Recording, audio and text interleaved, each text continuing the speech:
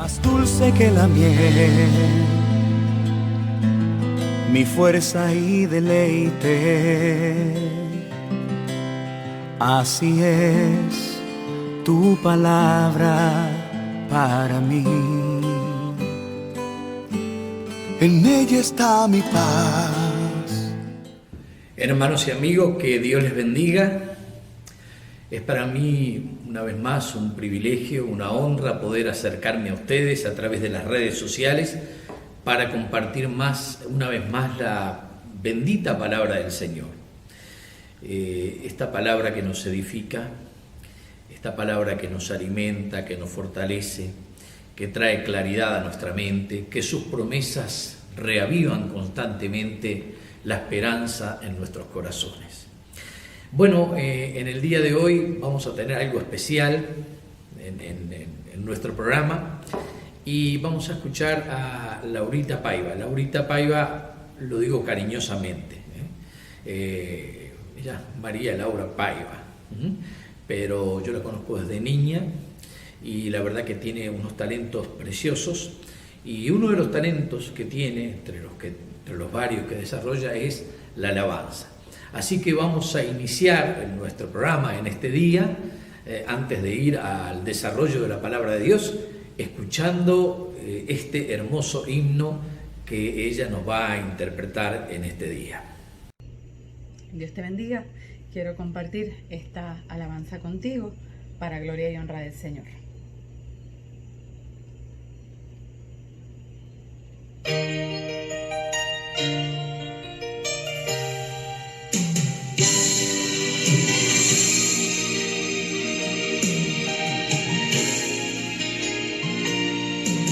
Las cosas marchan mal en este mundo.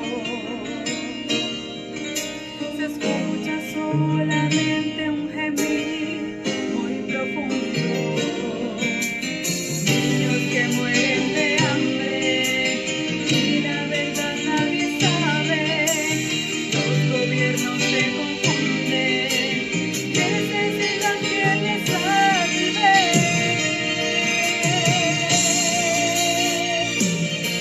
Oye mundo, entiende de una vez que las cosas no vas a resolver. Sigue alejando más de Dios, porque Él tiene solo la solución. Oye mundo, no trates de cambiar con tu esfuerzo, pues vas a fracasar. Date prisa, acércate hoy a Él. La respuesta la encontrarás por fe.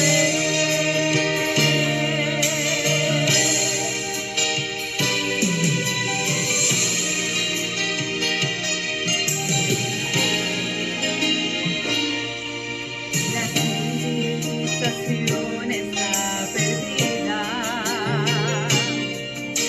ahogada en los afanes de esta vida. Todos van apresurados, se multiplica el pecado, pero su misericordia sigue extendiéndose ahora.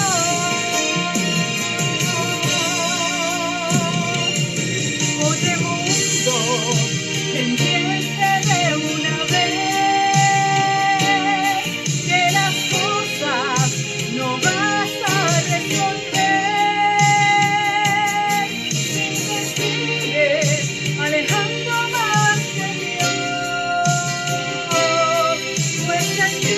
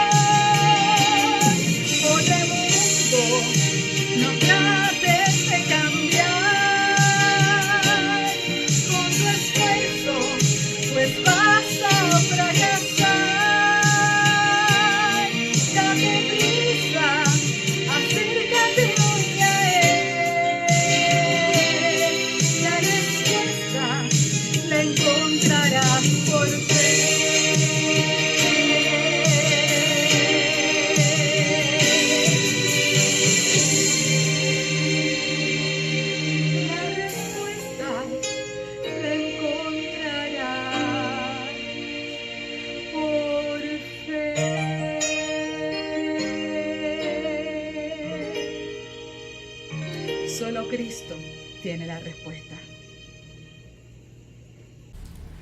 Bueno, hermanos, volvemos ahora luego de haber escuchado este hermoso himno y vamos a ir a un pasaje de la Biblia muy conocido, pero que siempre nos resulta inspirador, nos ayuda a entender un poco nuestra propia naturaleza humana, y nos vamos a detener hoy en el libro de Reyes, primer libro de Reyes, ya que hay dos, Primera de Reyes y Segunda de Reyes. Vamos a detenernos en Primera de Reyes, capítulo 19. Vamos a comenzar leyendo el versículo número 2. Dice la Escritura: entonces envió Jezabel a Elías un mensajero diciendo: así me hagan los dioses y aún me añadan, si mañana a estas horas yo no he puesto tu persona como la de uno de ellos. Viendo pues el peligro, se levantó y se fue para salvar su vida, y vino a Beerseba, que está en Judá, y dejó allí a su criado. Y él se fue por el desierto un día de camino, y vino y se sentó debajo de un enebro, y deseando morir se dijo: basta ya, oh Jehová, quítame la vida, pues yo no soy mejor que mis padres. Y echándose debajo del enebro se quedó dormido. Y aquí luego un ángel le tocó y le dijo: levántate y come. Entonces él miró, y he aquí a su cabecera una torta cocida sobre las ascuas y una vasija de agua, y comió y bebió y volvió a dormirse. Y volviendo el ángel de Jehová la segunda vez le tocó diciendo: levántate y come, porque largo camino te resta. Se levantó pues y comió y bebió, y fortalecido con aquella comida caminó 40 días y 40 noches hasta Horeb, el monte de Dios. Y el versículo 9 dice: y allí se metió en una cueva donde pasó la noche, y vino a él palabra de Jehová, el cual le dijo: ¿qué haces aquí, Elías? ¿Qué haces aquí, Elías? Obviamente la cueva no era el lugar, no era el lugar ni apropiado, ni el lugar donde Dios lo había ubicado. Pero vamos a comenzar desde el principio, porque estamos hablando de un personaje bíblico que siempre nos ha llamado poderosamente la atención, y es Elías, por muchas razones, no solamente por los milagros que Dios hizo a través de Elías, sino también porque Elías es el único profeta que ascendió a los cielos en un carro de fuego.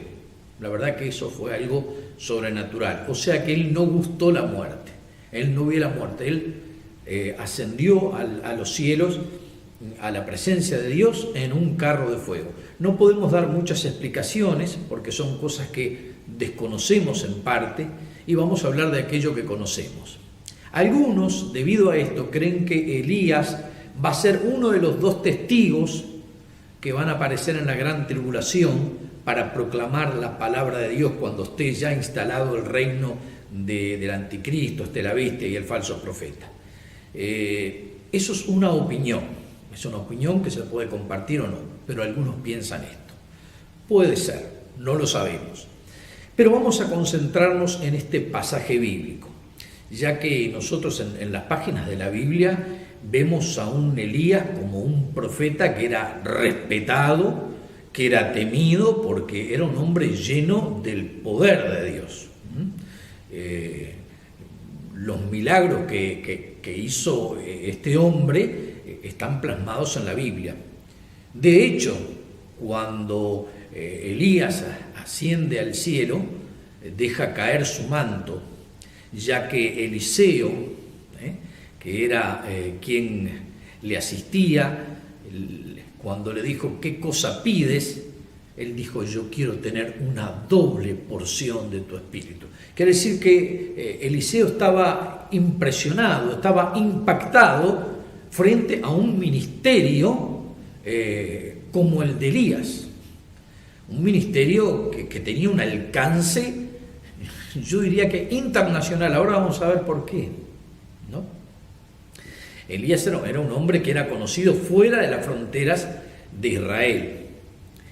Y esto obviamente que a Eliseo le causó una impresión grata y comenzó a anhelar ese don, ese talento para usarlo en beneficio del pueblo de Dios, en beneficio de aquellos que estaban necesitados, y Dios le contestó la oración. Para que veamos todas las cosas o algunas de las cosas que Dios hizo a través de este hombre de Dios.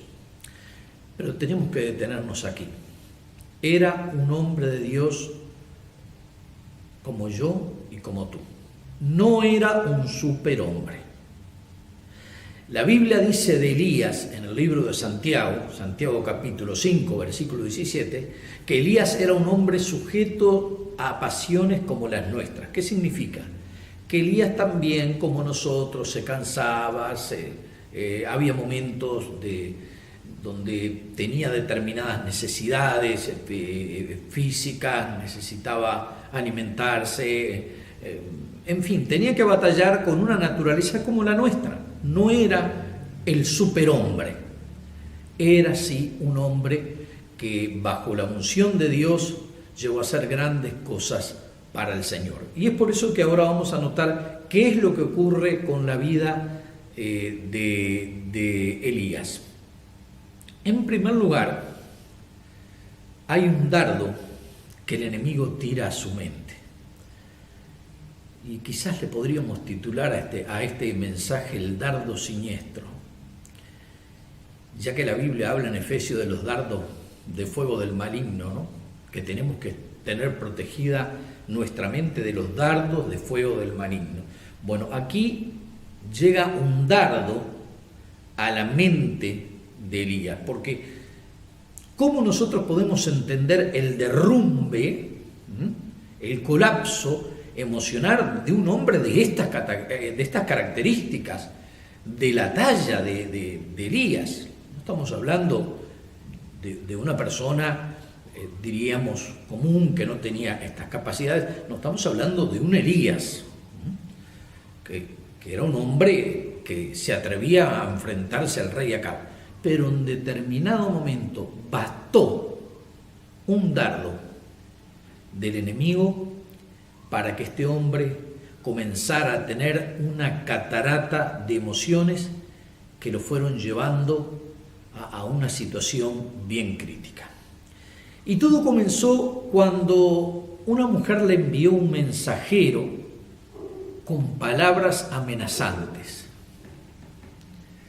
Miren, yo les voy a decir algo, no es necesario que ocurra algo de características muy grandes en nuestra vida para que nosotros experimentemos un momento de desaliento, un momento donde nos sintamos que nuestra vida no vale, que ya nosotros no somos útiles para nada.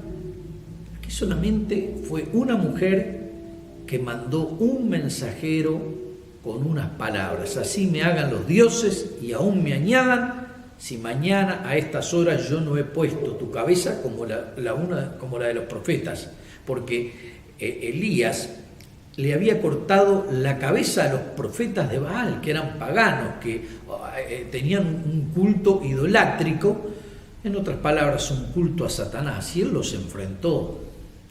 Y la verdad que hizo una tarea tremenda, fue realmente una victoria a nivel nacional tremenda, porque el pueblo pudo comprobar que realmente Jehová era Dios. Elías oró, hizo descender fuego del cielo, pero acá vemos a ese hombre que parecía casi omnipotente, aunque omnipotente solo es Dios, pero que parecía, y lo vemos aquí de alguna manera derrumbándose internamente, no flaqueando, no dudando de Dios, pero sí comenzando a plantearse un montón de interrogantes, de dudas, de preguntas que lo comenzaron a sacar de ese derrotero que Dios lo había marcado. Y ese mensajero fue el detonante, esas palabras fueron el detonante. A veces llegan a nuestros oídos palabras que nos noquean. Basta un comentario de alguna persona, basta una calumnia, Basta algo negativo que hayan dicho de nosotros para que nosotros decidamos renunciar a nuestras actividades, abandonarlo todo y decirle al Señor: aquí estoy, prefiero que me lleves a seguir viviendo. Cuando Dios mismo le hace ver a través de su ángel, de su mensajero, que todavía tenía mucho camino por recorrer, que todavía había muchas cosas por lograr. Pero esas palabras negativas, como un dardo siniestro, se enquistaron en la mente de Elías. Y alguien dice que Elías abrió una puerta al desánimo. Y creo que esta expresión es muy interesante. Le abrió una puerta al desánimo y a la crisis. Y nosotros tenemos que tener cuidado en no abrir puertas en nuestra mente y en nuestro corazón que puedan llevarnos a un colapso, a un derrumbe, porque después que llega ese dardo de fuego, nosotros comenzamos a darle un dramatismo a las cosas que no tienen y a pensar en cosas que no tenemos que pensar, porque ahora vamos a ver cuál fue el desarrollo de esta crisis, que comenzó primero con la huida de él al desierto. Él se escapa al desierto, o sea que él ya comienza a tomar decisiones erráticas, y una de las cosas que siempre se enseña y que siempre las vamos a repetir en este programa es: no tomes decisiones cuando estás en crisis. No tomes decisiones cuando estás pasando por un momento crítico de tu vida. Espera que Dios lleve la paz a tu corazón, que Dios te dé tranquilidad, que Dios te ministre a través de su mensajero, para después, cuando tengas la claridad suficiente, saber cuáles son los pasos que tienes que tomar en tu vida.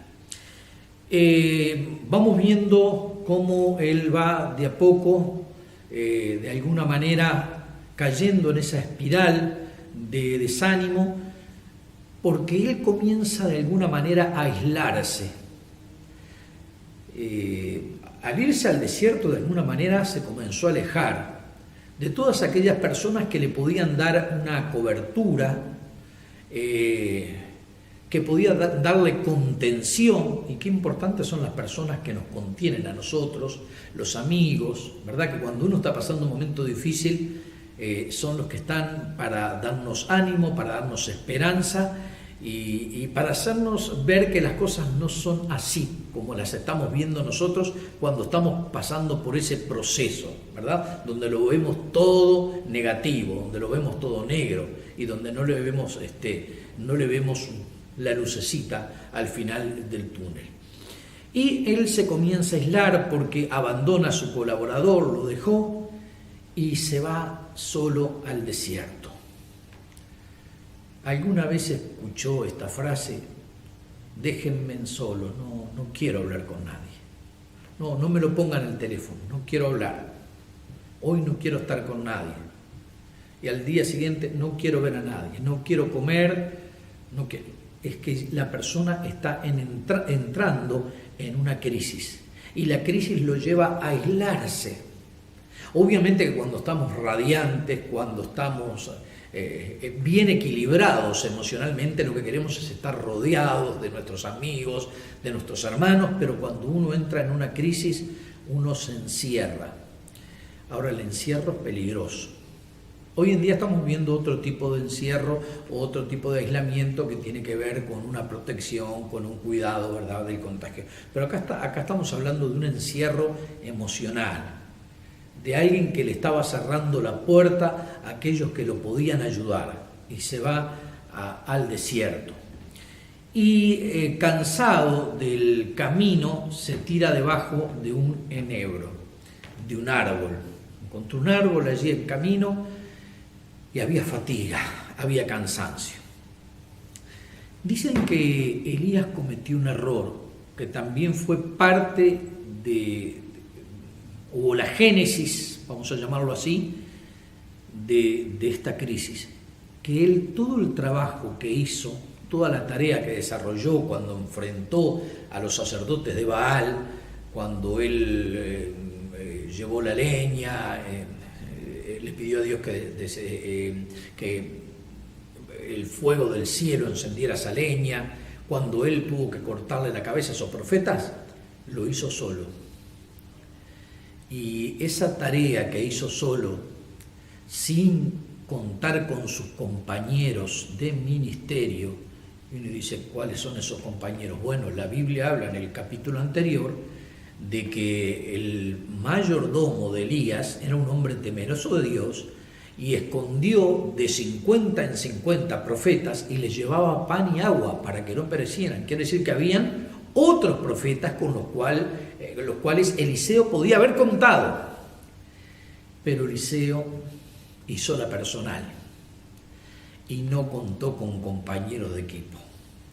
Y saben qué importante es trabajar en equipo. Por algo el Señor, cuando envió a los discípulos, los envió de 2 en 2. No existen los llaneros solitarios en el Evangelio.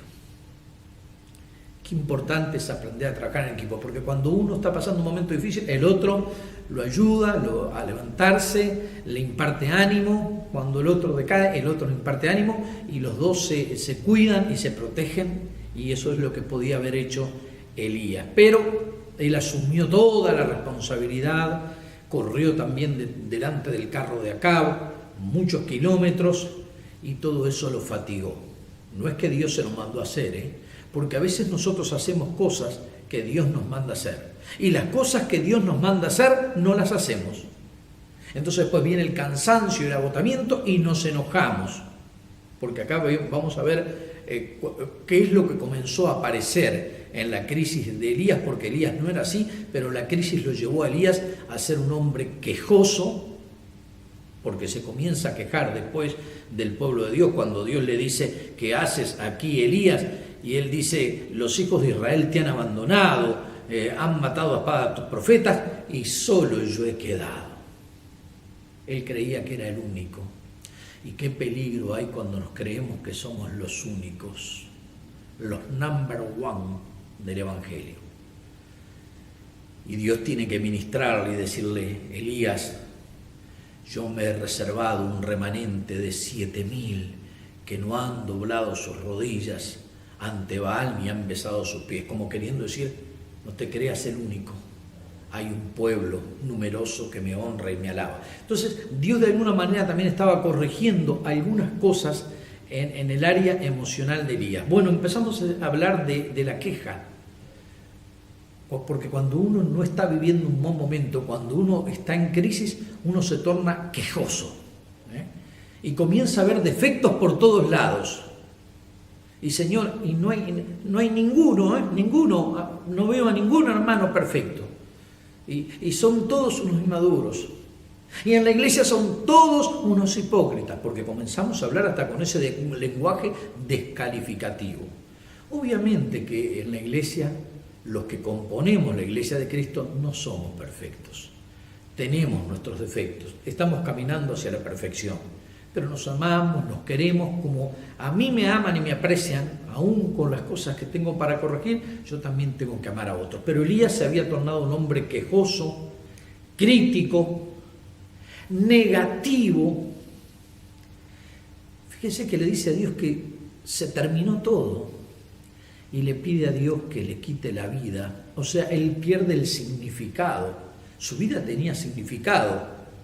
En el capítulo anterior, Elías estaba lleno de valor, de entusiasmo, sabía para lo que Dios lo había llamado, sabía cuál era el objetivo que había en su vida, lo tenía claro, sabía que Dios lo levantó para ser un profeta y para desafiar al enemigo, y Dios estaba dando unas victorias tremendas, pero le abrió la puerta al mensajero de Jezabel, que vino con palabras negativas y con palabras destructivas, con palabras tóxicas, con palabras nocivas, y Elías se comienza a derrumbar y comienza a sentir que ya todo terminó, que ya no vale la pena. A veces son cosas que también experimentamos nosotros. Y el enemigo es astuto porque el enemigo lo que está buscando es que tú no te mantengas activo en la obra del Señor, que tú no sigas haciendo la tarea para la cual Dios te llamó, porque Dios te llamó. Quizás no tenemos un ministerio como el de Elías, obviamente, quizás no, porque el ministerio de Elías fue único, que para cada persona Dios tiene su talento, su don, su ministerio, pero también nosotros tenemos nuestro ministerio, nuestro don, nuestro talento con el cual tenemos que servir a Dios. Y no podemos permitir que una sola palabra nos derrumbe y nos derribe. Bueno, con esto aprendemos el poder de las palabras. Con las palabras podemos levantar a una persona, pero también con las palabras podemos destruir a una persona, ser descalificativos, discriminar, desmerecer. Tenemos que tener cuidado porque Dios nos ha puesto como canales de bendición para que nuestros labios transmitan esperanza, transmitan ánimo, para que nosotros seamos personas que tengamos esa empatía de reconocer lo bueno que tiene cada hermano, porque cada hermano tiene sus cosas buenas. Obviamente que también tendrán cositas que corregir, pero vamos a mirar sus cosas buenas, con las cuales nosotros nos edificamos. Y Elías se tornó un hombre quejoso, crítico, negativo, y estaba viendo defectos en todo. Ahora vemos el accionar de Dios. Dios se da cuenta que su siervo está fatigado, está cansado, y Dios envía un mensajero que le trae pan y agua, porque hasta eso había descuidado, hasta la alimentación. Cuando una persona está en una crisis muy profunda, ni siquiera se quiere alimentar, y es muy importante el alimentarse, es muy importante la alimentación, ni comer de más ni comer de menos. Y él toma pan y come ese pan que le lleva el ángel y bebe el agua que le lleva el ángel. Ahora tenemos que notar algo: el pan que le lleva el ángel no era pan de esta tierra, era algo así como un maná del cielo, y el agua tampoco era de aquí. Seguramente él bebió lo que le trajo el mensajero de Dios, porque dice que fortalecido con aquella comida, caminó 40 días y 40 noches. Esto es extraordinario. ¿Quién puede caminar 40 días y 40 noches? Ininterrumpidamente. Fortalecido con aquella comida. ¿Y saben lo que yo creo? Que en los momentos que nosotros estamos atravesando por estas crisis donde nos tornamos quejosos, negativos, donde pensamos que todo ha terminado, hay alguien que nos toca, como el ángel tocó a Elías, y es el mensajero de Dios. No lo vemos, porque Dios tiene sus formas de orar, y cuando nosotros leemos la Biblia, cuando oramos, aún en medio de la crisis, estamos bebiendo de la fuente. Estamos bebiendo de la fuente, estamos bebiendo del cántaro de la vida. Jesús dijo: yo soy el pan de vida que ha descendido del cielo, y que Él es nuestra verdadera comida, nuestro verdadero alimento espiritual. Y cuando Elías se alimentó y comió, se comenzó a poner en actividad, pudo comenzar a dar pasos hasta llegar al monte de Dios, donde Dios iba a completar la obra, porque este es el comienzo de la obra de Dios. Todavía habían algunas áreas donde Dios tenía que trabajar con Elías. Y Dios le hace la pregunta a Elías, porque llega al monte de Dios y se mete en una cueva. Estaba muy cómodo en esa cueva, pero Dios no lo quería en una cueva. Amigo, Dios no te quiere en una cueva. En la cueva donde todos son malos, donde no quiero ver a nadie, donde todos me han traicionado, donde ya no se puede confiar más en la gente. Eso es una mirada negativa, producto de un dardo destructivo del enemigo que hay que reprenderlo, porque a veces se nos mete esa mirada negativa.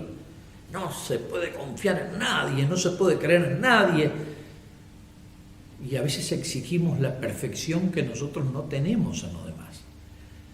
Y aún en un amigo, yo no tengo ningún amigo Cuanto más conozco al hombre, más quiero a mi perro. No podemos decir eso. Porque aunque las mascotas también tenemos un respeto y un cariño por la mascota, pero tenemos que amar a nuestros semejantes. Obviamente que quizás no son perfectos, como tampoco lo somos. Pero ¿cómo les vamos a predicar el Evangelio? ¿Cómo vamos a accionar como cuerpo de Cristo si yo tengo esa desconfianza exacerbada de todas las personas? Eso Dios lo tiene que sacar de mi vida para que yo pueda trabajar y funcionar dentro del cuerpo de Cristo y ser un hombre o ser una mujer también en las manos de Dios haciendo una tarea efectiva. Y cuando Dios se para en la cueva, porque Dios no le entra a la cueva, Dios no entró a la cueva, qué interesante es eso, ¿eh? Dios lo llama a la puerta de la cueva y le dice, ¿qué estás haciendo ahí? Y Elías no tiene respuesta. La única respuesta son quejas. Y que tu pueblo, que te abandonaron, que no se puede confiar en nadie, que me decepcionaron. Y Dios le dice, sal de ahí, Elías. Lo saca de la cueva y lo lleva a tener una experiencia tremenda. Y Dios le habla en medio del silbo apacible. Más dulce que la miel, mi fuerza y deleite. Así es tu palabra para mí. En ella está mi paz